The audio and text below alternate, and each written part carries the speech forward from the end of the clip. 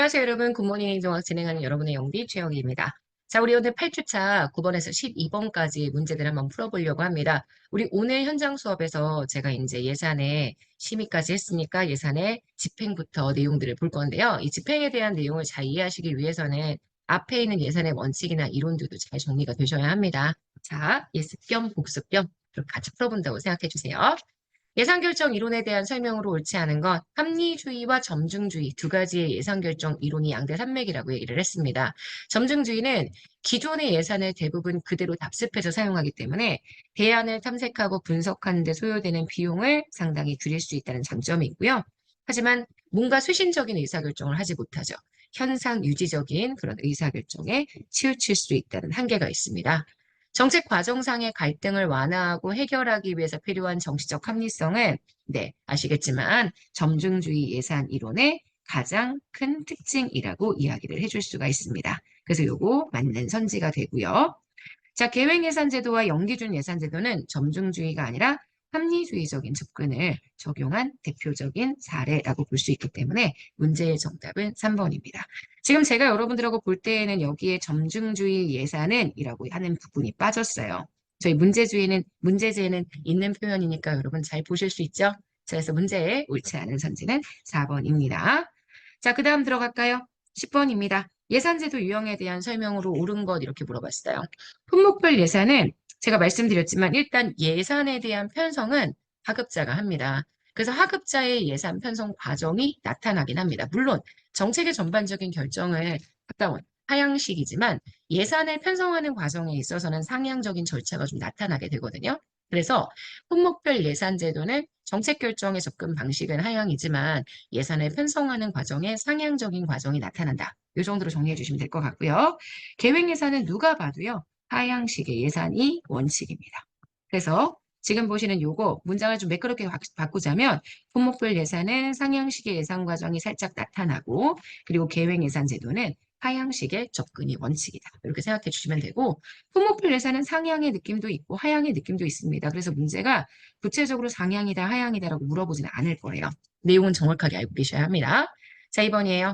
연기준 예산 제도는 예산 편성에서 의사결정 단위, 정책의 패키지를 설정하는 게 굉장히 중요하다고 했습니다. 그래서 내가 원하는 대안, 그 대안을 다른 대안들과 비교한 내용들, 또 그 대안의 원안과 증액이나 감액에 대한 내용들 파악해 주셔야 한다고 했죠.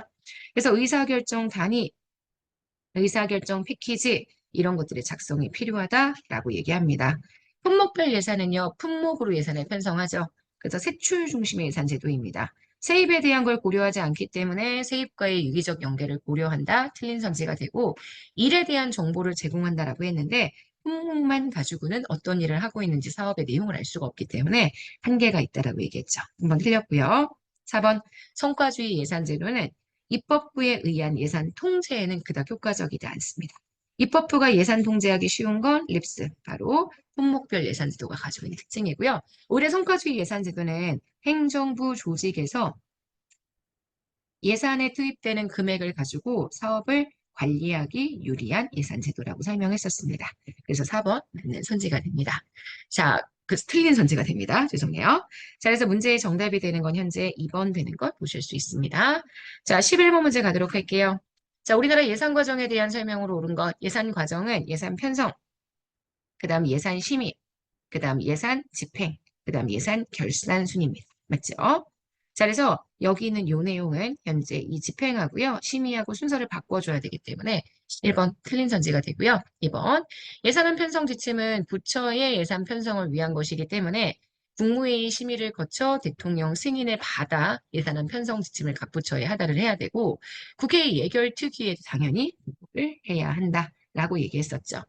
국가재정법상의 행정부 예산안은 대통령 승인을 거친 후에 회계연도 개시 120일 전까지 국회에서 제출을 하고요. 자, 국회는 정부의 동의 없이 새 비목을 설치할 수 없습니다. 마찬가지로 정부가 제출한 지출 예산의 각한 금액 역시 증가할 수 없습니다.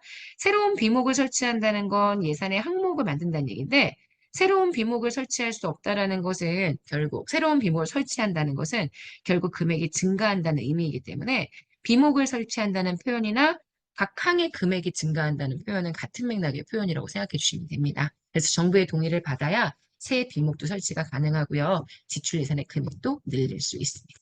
그래서 이거 틀린 선지입니다. 문제 정답되는 건 몇 번? 3번입니다. 자, 12번 갈게요. 우리나라 예산 과정에 대한 설명으로 옳은 것. 국회는 본회의보다는 상임위와 예결특위 중심으로 예산을 심의합니다. 국회는 정부의 동의 없이 뒷목을 설치할 수도 없고 제출한 지출 예산 각항의 금액을 증가시킬 수도 없습니다. 예산안은 우리나라 법안의 형식이 아니라요. 국회의 의결 형식이라고 얘기했기 때문에 법안의 형식이라는 표현은 잘못된 표현이고요. 제일 마지막, 국회가 회계연도 개시 30일 전까지 정부가 제출한 예산안을 의결해야 한다는 규정을 하고 있는 것. 이 규정은 국회법이 아니라 헌법 규정입니다. 그래서 헌법에서는 예산안의 제출의 시점을 회계연도 개시 90일 전, 예산의 지금 의결 시점을 회계연도 개시 30일 전 이렇게 밝히고 있죠. 자, 그래서 4번 틀린 선지. 그래서 문제의 옳은 내용은요. 지금 보시는 1번 되는 것 확인할 수 있습니다.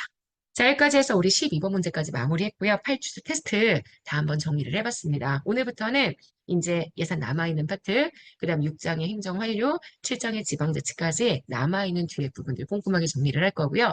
자, 이번에 진행하는 이번 주에 저희 복습 테스트는 내일, 그 다음 수요일, 월요일 날 거에 대한 내용이 들어갈 거고요. 그 다음 목요일, 금요일, 화요일, 그 다음 제일 마지막 토요일, 일요일, 이때 수요일 것까지 정리를 할 거예요. 보강이 예정되어 있기 때문에. 그래서 이번 주에 복습 테스트는 네, 일요일 날 올라가게 될 거고요. 자, 일요일 날 올라가면 월요일 날 그 문제들을 확인하실 수 있습니다. 문제가 좀 어려운 것들이 있어서 제가 좀 날짜를 2, 3일에 나누어서 정리를 할 거니까 계속 아침마다 굿모닝 행정학 잘 들어주세요.